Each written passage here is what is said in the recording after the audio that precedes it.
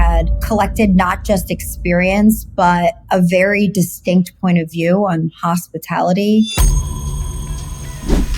After many years of working for others, brands, top firms, I really realized that I had collected not just experience, but a very distinct point of view on hospitality.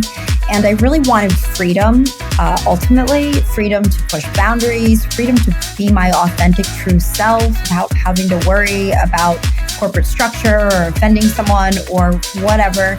And I wanted to work more closely with owners and not be, maybe occasionally in meetings, depending on my role at that particular, firm or location, and really bring design concepts to life without that corporate red tape structure.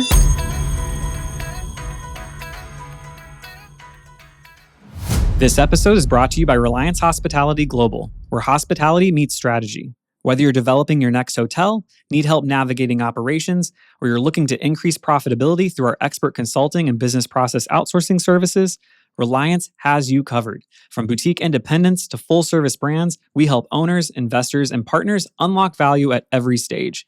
Visit RelianceHospitality.com to learn more, and let's build something remarkable together. Hello, everybody, and welcome back to this week's episode of The Check-In. I'm your host, Brian Fish, and I am joined this week by someone that I have gotten to know over the last couple of years at different conferences. We've run into each other multiple times, I feel like, at this point. So I do consider her to be a friend. And this week, I'm joined by Tonya Almallah Schmitt, and she comes from the design world. So I'm excited. You're our first designer that's going to be on the show. So we've had an architect recently. Now we've got a designer, which I think some can argue which one's the most important part of the project. But Tonya has nearly 2 decades of experience designing for some of the biggest names in hospitality. Tonya's made the big, bold leap from side hustle to full-time founder, bringing a fearless, fashion-forward edge to boutique hotels, resorts, and lifestyle design. With a deep experience in luxury renovations, brand standards, and ROI-driven design, she's now building something bolder, rooted in cultural insight, creative leadership, and a no BS approach to hospitality spaces. So Tonya, welcome to the show, and thank you so much for joining us. And I love that last line, a non-BS approach to hospitality spaces. Totally. It just defines my personality. I just get straight onto it and no sugarcoats there. Exactly. Like you just went right for it. So Tonya, just to start off, just to give everybody a little bit about yourself, Sure. If you had to describe your career in 3 words, what would you use? Bold, resilient, and entrepreneurial. I love it. Did you think you were going to be entrepreneurial when you started out on this journey? I would say I learned that I was going to be entrepreneurial very early on, probably in my first major job in hospitality. Yes, I had a feeling. That's awesome. So as I said in the intro, you spent nearly 2 decades designing for some of the biggest names in the hospitality space. From our conversations in the past, I think you've pretty much designed something for every major flag under the sun. Right. But what actually made you make that switch from working, in-house at some of those brands to doing your own thing? Well, I mean, after many years of working for others, brands, top firms, I really realized that I had collected not just experience, but a very distinct point of view on hospitality. And I really wanted freedom, ultimately, freedom to push boundaries, freedom to be my authentic, true self without having to worry about corporate structure or offending someone or whatever.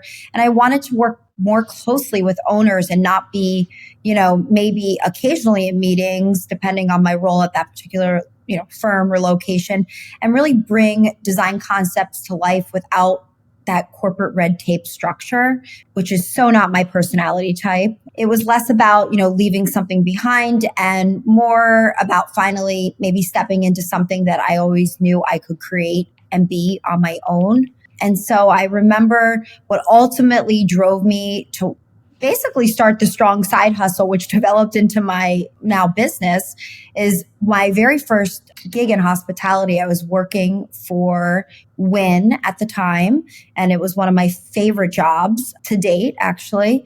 And I loved what I did and who I did it for, and the projects were killer, and I learned so much coming out of that experience. But ultimately I was laid off. I was one of 60 people that lost my job in one day when the economic downturn happened in 08 and 09. So I remember being devastated. I was just about to move over to Macau, China to install my biggest project that I had clawed and fought my way to be a part of for 2 years. Wow. I was a junior level designer taking on senior level work based upon my go-getter personality type. And I fought for that project to get that project and stay on that project. And I remember I was gearing up to move just temporarily and I got let go and I was devastated. So eventually I moved back to the East Coast where I'm from, the New York area. And I remember sitting on that plane ride and sort of just like staring ghostly out the window in my, early 20s, thinking like, what had happened? How did I get here? But the one thing that resonated with me is the feeling of completely spiraling from, a pedestal, in my opinion, designing for one of the best and going to nothing in seconds. And that moment made me want to never feel that way again. So naturally, when you have trauma, you don't want to experience it ever again. I promised myself that plane ride home that I will never be in that position again. I will always have something going on the side. I will have something, private client, anything. I don't care what it was, that entrepreneurial side, because it's sink or swim. That's when that kicks in. I'm either going to make it 100%. or I'm not. So everyone was out of a job or losing their job. It was in droves that that time period was horrible for many of us. And you had people my age now, with my experience now, going for the junior level roles to get a job, any job. So I became a professional job seeker for maybe almost 2 years. It was really a terrible time in our industry, way worse than COVID, in my opinion. And that's when I decided to always have a side hustle, which ended up being a full-time career for me now. So that's sort of what pushed me to do it, was that trauma and that earlier on point of my career. I agree with you. In a lot of cases, it was almost worse than COVID because it was so many people just were out of a job right away. I mean, I was on property and I went back. I mean, I was a professional job seeker for a while. I ended up going back and taking a night audit position, which I was like having so much anxiety over the fact I was like, I can't believe I'm going to be a night auditor. But at the end of the day, I'm like, I have to do something. It propelled me into other things, which was great. But I love that you had that idea though, like just especially in your 20s, just to think like, look, I'm always going to have something on the side. And did you find though during that time that like, were you able to actually find some people that actually needed your services outside of an actual firm during the downturn? No, I feel like that is not when I launched I did technically instate my business and I did have like small things, very small things. If anything, it was more geared towards residential, I feel like at that time. It wasn't in hospitality, but I actually went into residential. I worked for a top firm in New York for a residential designer who's very well known, and he does projects all over the world. So I thought, okay, well, I'll pivot.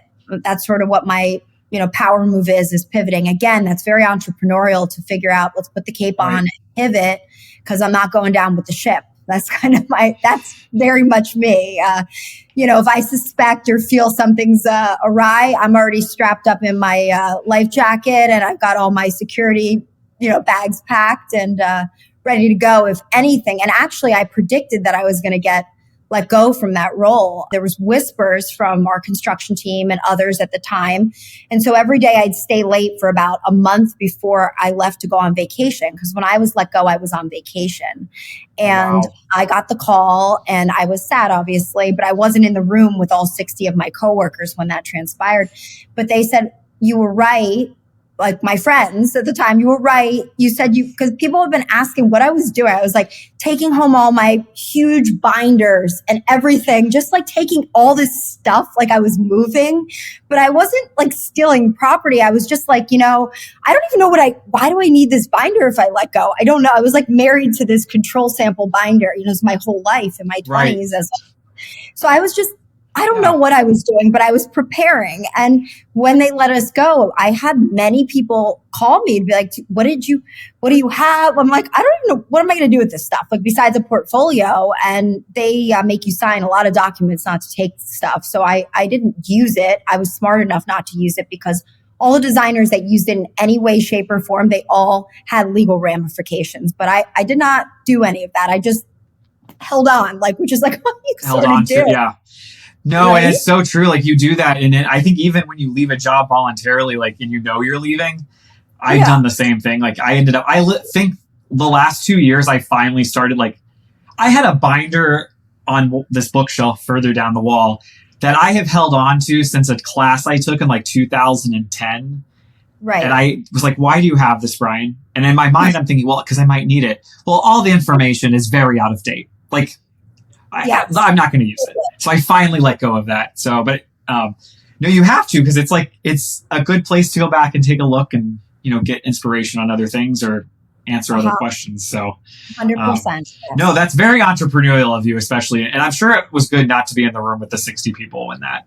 Yeah, I was on vacation. Transpired. So I extended my vacation and I stayed. I was at Sundance Film Festival with my friends. So I stayed and had fun that night and tried to drown in my sorrows with what most 20-year-olds do at the time, which is, go out and have a good time and a few drinks.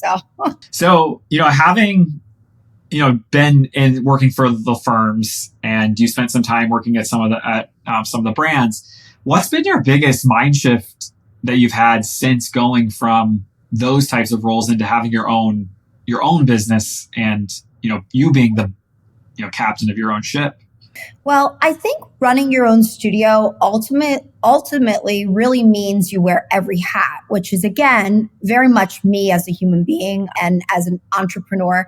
I'm constantly balancing. It's not just every day it's creative. Some days it's creative.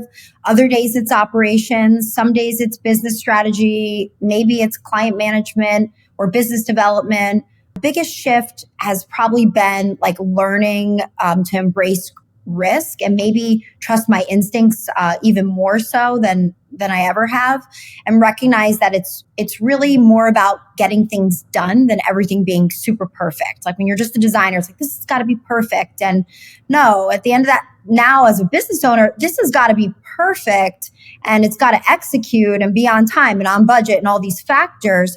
However, we've got, overhead and billable hours, and I don't need you burning 500 hours when you only have 100 to do the job in. So now I'm thinking big picture and differently than maybe I would have if I was just sitting in a designer's seat at any old firm. Right. No, and I think I know for me personally, that's been a big thing too. It's, you look at it, once you get into that space, it's every minute of every day needs to generate some sort of revenue. And, you've priced these projects at a certain point, and you can't just put a bunch of hours towards something just because it feels good or you want to do it. I do have to ask this. So now that you are on your own, you've got your own studio and you're working for clients, how often do you find yourself understanding more so the ROI perspective with the owner, when the owner is being told by a franchise, hey, you have to do X, Y, Z? Do you have that moment right now, or have you had that moment where you're looking at the franchise thinking, you're insane? Why would you want me to? Why are you asking the client to do this? This is a waste of money. What do we get out of this? Well, two things. For me, that's a little bit of a loaded question. And without saying any specifics, I worked for a major brand for almost 2 years, a little shy of 2 years. And having worked on the inside and seeing what they demand of the owners, writing, PIPs and project managing them as a renovation manager, you really see up close and personal what the brand's going to make you do or make the owner do, right? But then now that I'm on the other side now, which is design, you have ability to sort of manipulate that a little bit and to obviously try and help the owner if you're smart. Because at the end of the day, the owner wants a fabulous killer design, but ROI is super important. And you have to figure out a way to tie those two things together, or I think it's a miss. Because at the end of the day, I'm going through this right now with a client. They hired a killer design firm. The design is great. The package is professionally executed. However, the owner can't afford to execute. And those conversations with the designer who's hired never happened. They never talked about budget. They never talked about lead times. They never talked about who's going to be on the bidders list and what does that look like for the owner to execute it. So now they've hired me to help them execute and help them, value engineer the job to meet the ROIs needed that they need to open in 2 months. And the designer's package would have them opening in 6 months from now. So I'm going to, strap on the boots and pull out my value engineering hat, which I am. That would have been another word I would have used as, resourceful. As a designer, you're only as good as your tool chest or your resources. So, I'm extremely resourceful, having gone through things like I mentioned earlier. You have to be. It's a sink or swim mentality, and hospitality, especially hospitality in the New York marketplace in particular. But back to your question, with ROI-driven results, you have to find a way as a designer to embrace what the brand is looking for, ultimately, adhere to it in some way, shape, or form, but be creative with your design solutions and work intimately with that ownership group so that you understand not only what their ROIs are, what yours are, and find a way to hit it on the first shot. Otherwise, what I just explained to you is going to end up happening. There'll be someone else that has to come along and help them execute. I advise owners all the time, you've got something on your PIP, but that maybe you don't want to do, or maybe cost wise, it's just not going to work, or even construction wise. Sometimes I always laugh when, we'll talk about a brand because they're out of business. Like Starwood, for instance, with the 4 Points brand, they were very hell bent on the front desk being replaced on a lot of those builds, right? Pre-merger to Marriott. I used to think it was funny. They would write the PIPs for these owners saying, well, you can keep your front desk, but we just need you to do A, B, C, D, and E to it.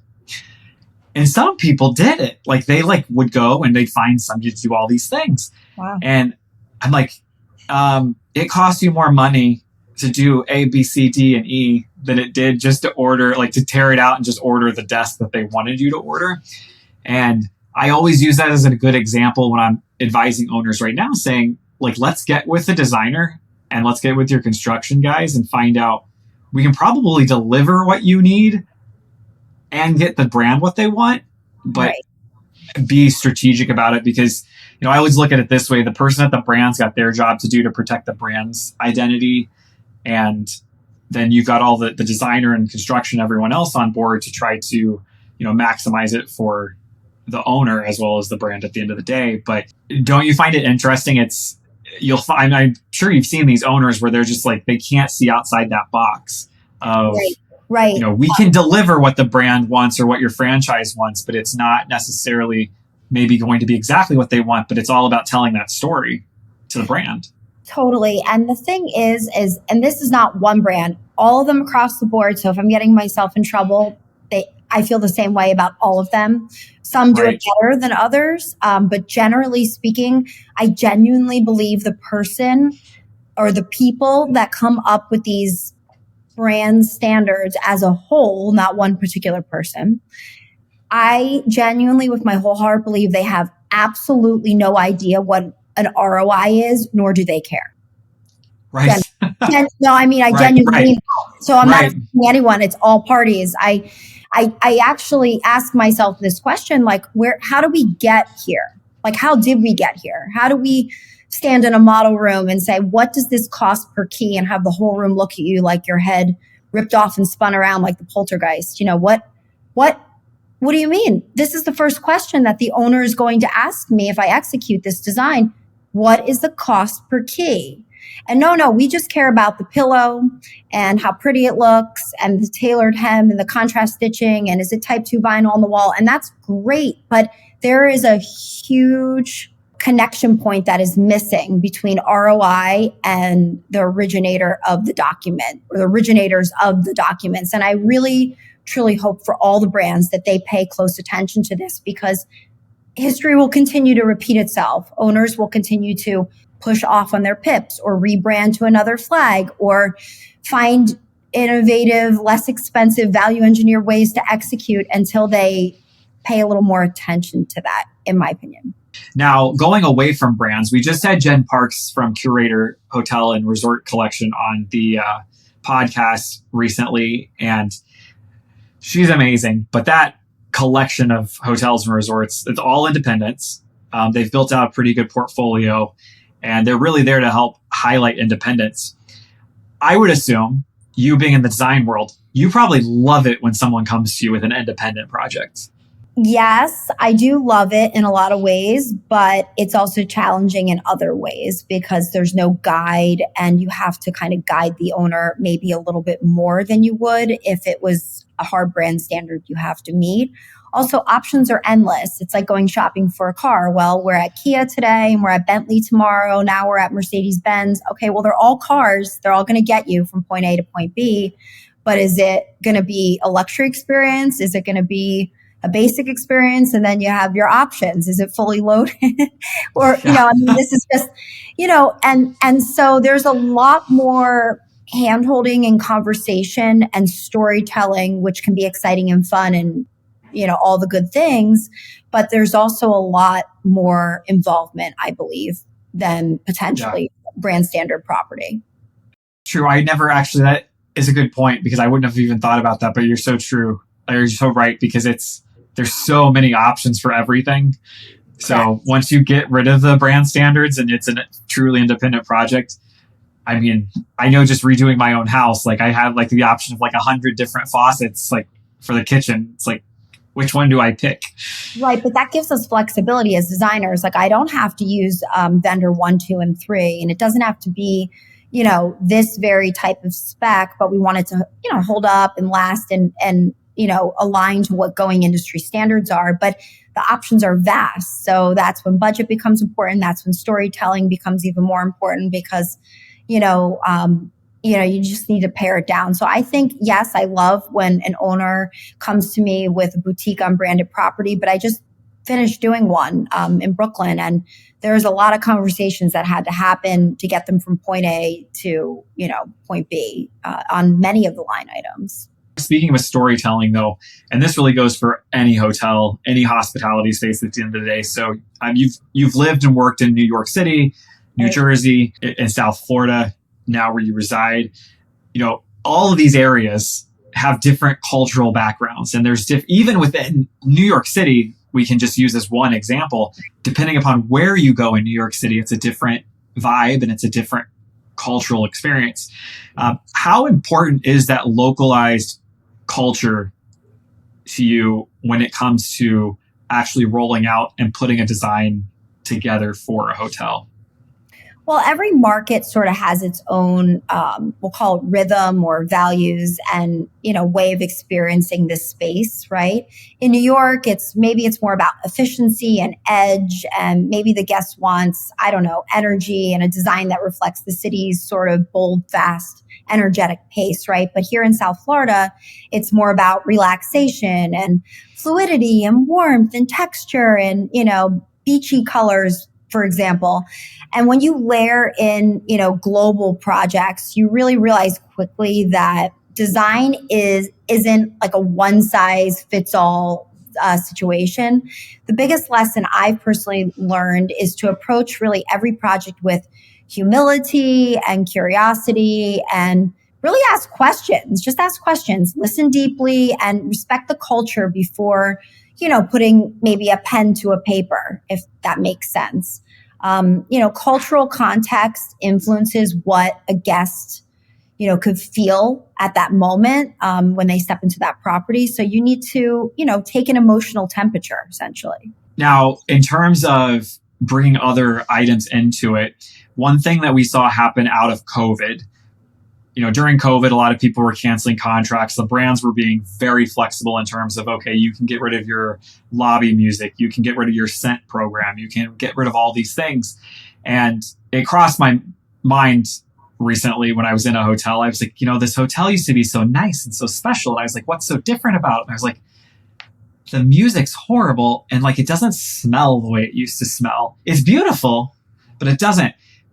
Do you find that all of the visual aspects from a design perspective are really enhanced by the sound and the scent that can be added to the hotel? And do you think that's something that as an industry, we need to get back to focusing on so that we make sure that we're touching all the senses and not just one or two? Well, I think yes. I mean, I think it definitely enhances anything. Like, for example, I go to a local farmers type market for produce and groceries on a regular basis. Well, they're smart. They're baking delicious smelling homemade chocolate chip cookies as you're perusing all the aisles for the local. And at the end, there's a beautiful batch of cookies there, right there for sale. I mean, of course, it affects our senses, and you're shopping, you're like, oh, I love this experience. It feels like home. The produce is homegrown, and they're constantly speaking to you subconsciously. And that's sales. That's sales 101. And I learned, with scent in particular, I mean, I came from Vegas in terms of starting my career as a hospitality designer. That's true. Every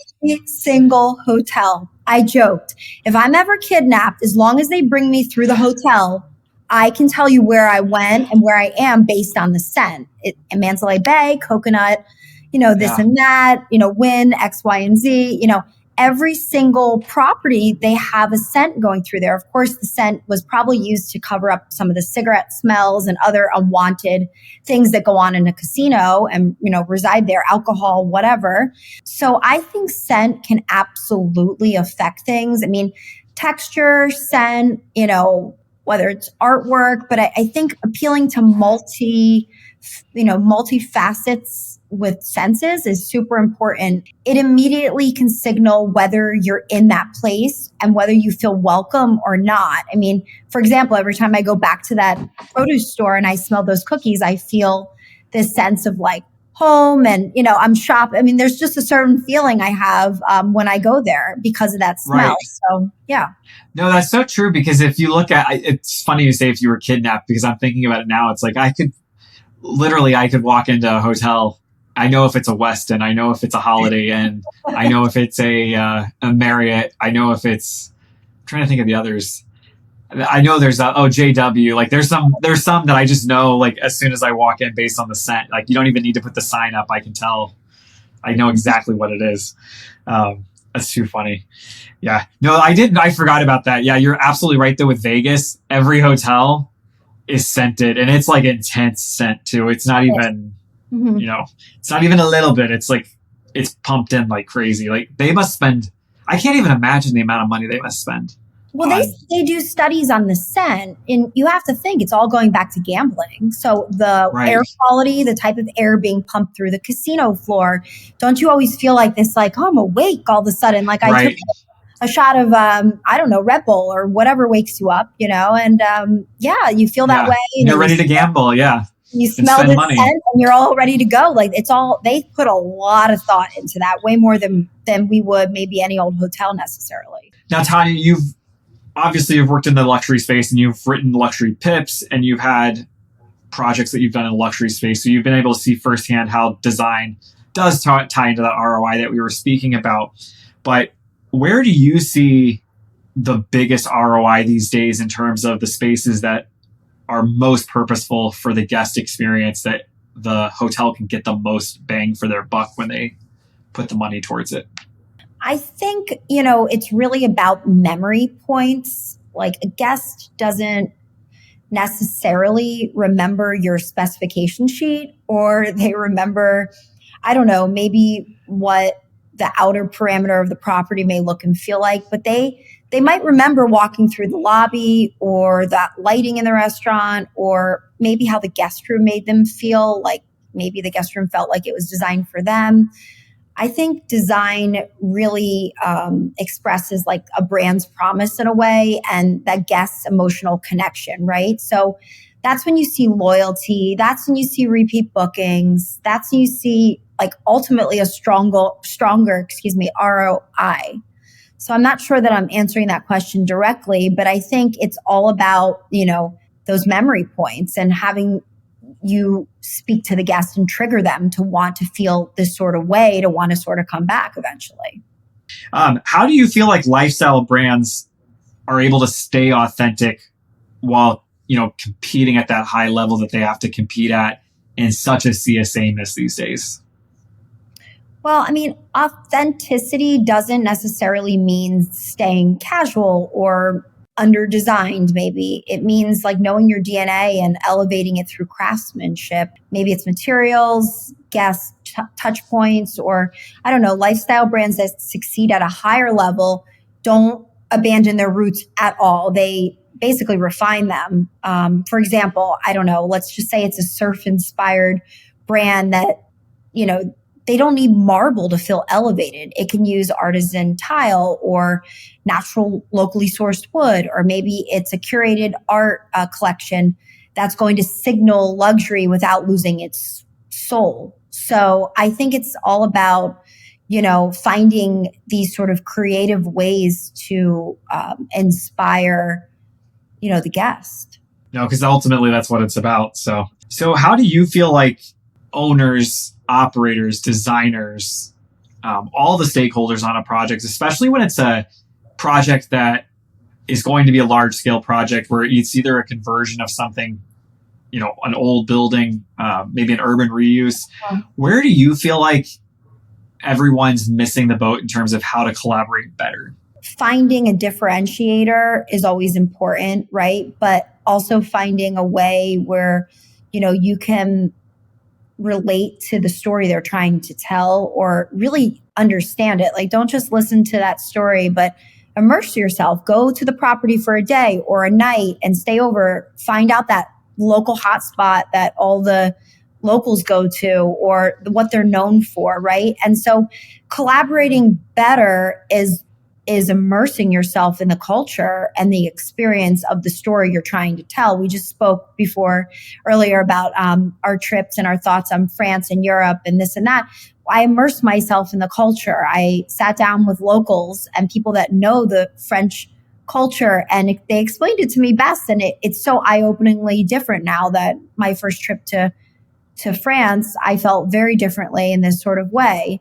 And I was sort of off-put by how I was treated. But now I'm almost, you know, fueled by what I know now and feel a different sense and perspective. So I think that's like life in general, right? Collaboration is understanding what the other person's perspective is. It's not just, you know, you having great creative ideas and be able to regurgitate them in a pretty mood board and write the specs and be done with it. Like, to some people that they may think that, but I think ultimately collaboration is a way of getting down to the bare bones and really understanding the story and the true perspective of the person that's trying to tell it. Well, let's talk about some trends. Now, before I go into your recent trip over to France, we did have a question that's been on our minds for weeks since we knew you were coming on the podcast. Oh, yeah? So, yeah. Why is it that design... I don't even want to say that it's a designer's fault, because maybe it's just an ultimate, like, who knows whose fault it is. Why do people put carpeting in the elevator landings and sometimes in the elevator so that your luggage has to get like caught on the carpet at all times? Why do they do this? Well, I mean, number one, a lot of the times the brands request, they do these performance-based specs or parameters that you have to follow. So it may be a brand guide or required situation, but another reason they may do this is to drown out noise. Because how many times have you ever, like for me, one of my preferences when I check into a hotel is do not put me near an elevator bank, because naturally you're having conversation. Maybe you're coming home late at night and you're laughing or giggling or whatever. So True. The carpet can be used to drown out noise because it's a soft surface and it's got acoustical properties. Also, like click, click, click in your high heels, you hear that if you're in bed at night. So I think, you know, naturally it's absorbing sound in some respect, or the rolling of that suitcase, even though it is really high or hard, you know, to go over a high pile height carpet, like an Axe carpet typically. So, I mean, Right. There's ways designers can be more mindful of those little details, but I think that's why they do it. It's also a natural way to make a space feel more like a sense of arrival. And like you've arrived, there's an area rug, a grouping of furniture and a mirror and whatnot that's typically found. So I think most of the time it's done for noise, in my opinion. It's to drown out noise. Okay. I think that is a logical explanation, because we were wondering, we were like pulling bags and stuff and of equipment and everything. And I was like, what is with this carpet? Why do we have to have carpet at every elevator these days? Yeah. But no, you actually make a very good point. And I do the same thing. I don't like being near the elevator because everybody, especially at night, getting off the elevator, it's like, I don't want to hear about whatever happened today in your life. Or the click clock of the heels or the suitcase or any of it. But getting into some design things that are like in the know these days. So you just came back from the Maison. I said it wrong. You just came back from the Maison Objet conference in Paris, France. I said it right. Oh, I said it right. Thank God. And it's silent. Hallelujah. Yes. We learned that today. I like I said before we started, obviously we are pronouncing a lot of things wrong in New Orleans these days. So we should go back. But you just came back. So, give us the highlights. Like, what were some of the fresh ideas that you saw that you were pleasantly surprised to see? Well, I mean, the thing is my background started off in fashion. So I was a buyer. I started off in fashion for a small period of time before I transitioned and went back to school for interior design decades ago. And so in fashion, we're always, trend forecasting, going to Europe, traveling the globe, figuring out what's coming next. And fashion is always, for interiors specifically, fashion is a good predictor of what we're going to see ahead about a year, later in interiors. And what I found interesting is even in Europe, while I saw many trends and emerging trends, I went to Europe last summer. I've been going for the last 7 years or so, different places. I'm a travel junkie. I've been to over 20 countries and many of them multiple times. And the trends that were in the windows and the retail stores last year at the same time, September 2024, have now definitely made their way to interiors, because I saw a lot of what I saw in the clothing now officially in the interiors. And I would say that we are a little behind on some of that. So some of the things that I'm mentioning, like, for example, I saw a very strong playful and kind of cosmic vibe going on. Right now, there's a lot of animal prints, especially leopard. Leopard is coming back.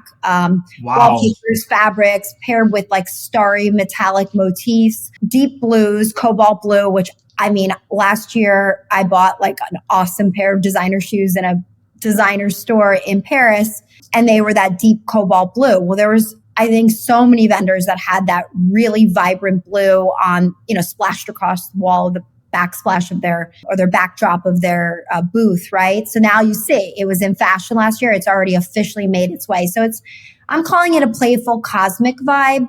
Of course, there's bold, whimsical forms. I saw a ton of bold, whimsy, chunky, cartoonish style shapes mixed with like a refined, soft texture. Think like strong contour, but in this dreamy sort of tactile landscape. And then, innovative functionality, maybe a lot of emerging brands showcased. And there was very unique pieces, like, for example, like a suitcase that converts into a full wardrobe. It folds down into a roll-on luggage suitcase, but then you pull it open and your whole wardrobe is displayed and like hung for you. I need that. That's right. Amazing. So, yeah, it's amazing. So like, I don't know. I mean, that could all trickle over into hospitality eventually. Yeah, because it's so true, because everything just has a cycle, right? It just all has a cycle. And at the end of the day. Also, it's about setting yourself apart from the crowd. And I've always, sort of, played on this sort of thing. I mean, I've never, when you're younger and you're different than others, that might be a bad thing, right? But as I've gotten older, I've realized that's maybe my creative superpower, finding a way to be different from the crowd and set yourself apart. And for me, like, as I move into maybe a new chapter of my career, because launching my own business was something I've recently done in the last, 12 to 14 months here.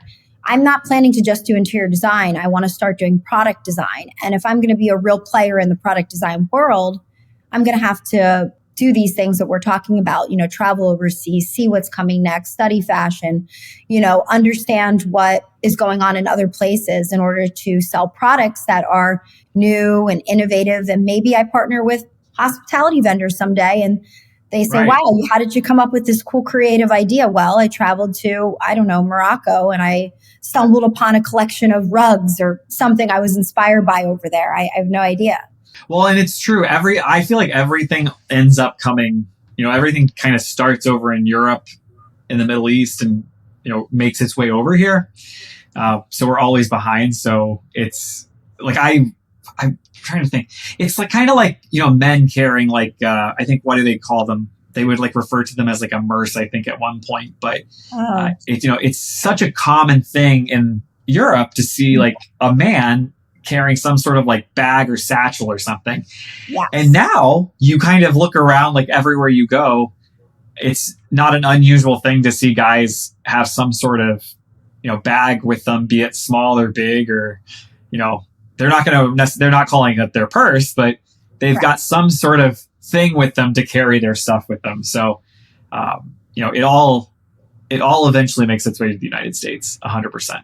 Yes, so, but we're the last. We're behind on everything. We are. When it comes to interiors, in my opinion. Yeah. But I think you make a point, like you got to take a chance, right? Like, right. You could, if you go into product design, you're going to have to take some chances and be bold. No, of course. And you have, as a buyer, you're taking chances every day. You have your season to date, right, like a Bible, and you have all your SKUs lined up. And it's like, as the buyer, I traveled here, here, and here.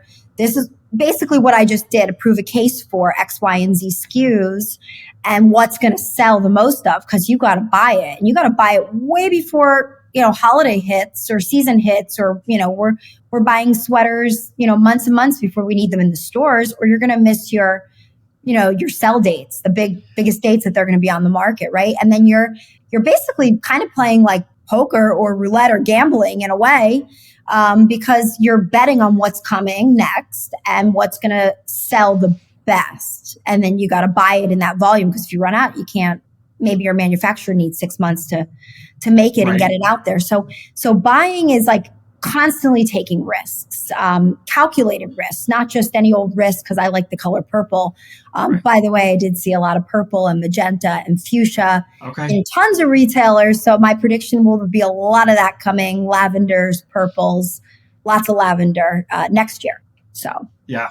And I didn't mention this before, but I thought about it and I forgot to say it, but I remember when wall vinyl or wallpaper, people were like anti-wall vinyl wallpaper and stuff. And even when I redid my house, I like put some wallpaper up in a few rooms. But people forget, like you just have to find the good stuff. Like there's good things, and find the right colors and find what's in. And I remember people being, I don't want wall vinyl in my hotel because it's so bad. And then you'll take them into a space and they'll think the whole thing's clad in like wood or something. And then you're like, no, it's actually it's wall vinyl, it's wallpaper. It's just finding a unique way. And I mean, the other thing which we didn't talk about is I did a lot of vintage shopping and going to some of the more smaller areas throughout Paris that aren't like heavily traveled by maybe a typical tourist. And I went into a lot of the vintage shops. And then there's always the antique markets in Paris. There's lots of ideas in those places. I mean, lots and lots of ideas from old repurposed things or being, sold at antique shops. So, I mean, it's about getting out there and seeing what options you have and not just sitting behind your desk. As a designer, every designer is using Pinterest. Okay, well, Pinterest is great, and I use Pinterest a lot, but I'm going through my vault of travel photos of the last decade of every country I visited, and I'm going to start sharing those at some point, because I'm seeing so much crossover now, and things I maybe didn't pay attention to as closely then. It was a trip for fun, and now maybe I can make a business out of this. So right, yeah. Hey, I think you could always blog about it and post those photos. So that's awesome. So if you had to sum it up, what is one design principle that you think is non-negotiable? The biggest non-negotiable would probably be that guest experience, right? Because the guest has to feel a certain way about your property in order to want to come back. And if you water down or dilute that experience in whatever way, they may not want to come back. So isn't it all about getting a return on the investment and having that guest I want to stay at X, Y, and Z because they always do this, or I always feel this way when I'm there. And so I think the non-negotiable is the guest experience, and whatever that means in order to get them to want to come back and stay at your property again. Well, Tonya, I really appreciate you sitting down with me today. This was very educational, actually. I like actually am leaving with some good information here. I'm kind of excited to get to the next project. So we appreciate it. Now, if someone wants to connect with you and find out more about you, find out more about your firm, potentially hire you to bring your firm on for a project, where's the best place to find you? So there's probably two ways that are the best. I'm very active on LinkedIn, so you can always reach out to me under my name, Tonya Almallah, or my company, AIDT Designs, which is in process of being rebranded. It'll be easier to say. And the other place is my website, www.aidtdesignsinc.com. There's plenty of channels to connect with me through that. And then, of course, we have Instagram, which we're active on, but not as much as I'd like. So I think with the rebrand, I'm not ready yet to announce it, but it'll be much easier to say and it'll be more fun, I think. Keep in mind that when I created my company, it was almost 2 decades ago, and it was out of just pure necessity. There wasn't a lot of thought behind the name. It was a side hustle. And now it's my real deal and real full-time gig. And I want it to be truly, evoke a feeling of that matches me as a person and my vibe and my brand. So awesome. Well, hopefully we'll have you come back then once you relaunch with the new rebrand. And everyone, you can be sure to check her out. I know she's very active on LinkedIn, so definitely hit her up on LinkedIn or at her website. And then again, Tonya, thank you so much for joining us this week. This has been fantastic. Thank you. Everyone else, be sure to check us out this Friday for our Friday checkout. And we hope that you all have a wonderful day, good week, and we'll see you soon. Bye. This episode of Check In with Brian is a production of RH Media Productions, hosted by Brian Fish, executive producer Tyler Alexander, marketing support provided by Sunny Timbler. Thanks for checking in. Be sure to follow us wherever you get your podcasts so you don't miss this week's Friday checkout coming this Friday at 9 a.m. Eastern. The views and opinions expressed in this podcast are those of the hosts and guests and do not necessarily reflect the official policy or position of Reliance Hospitality Global Incorporated or any of its affiliates, partners, or subsidiaries. All content is for informational and entertainment purposes only and should not be interpreted as professional or legal advice.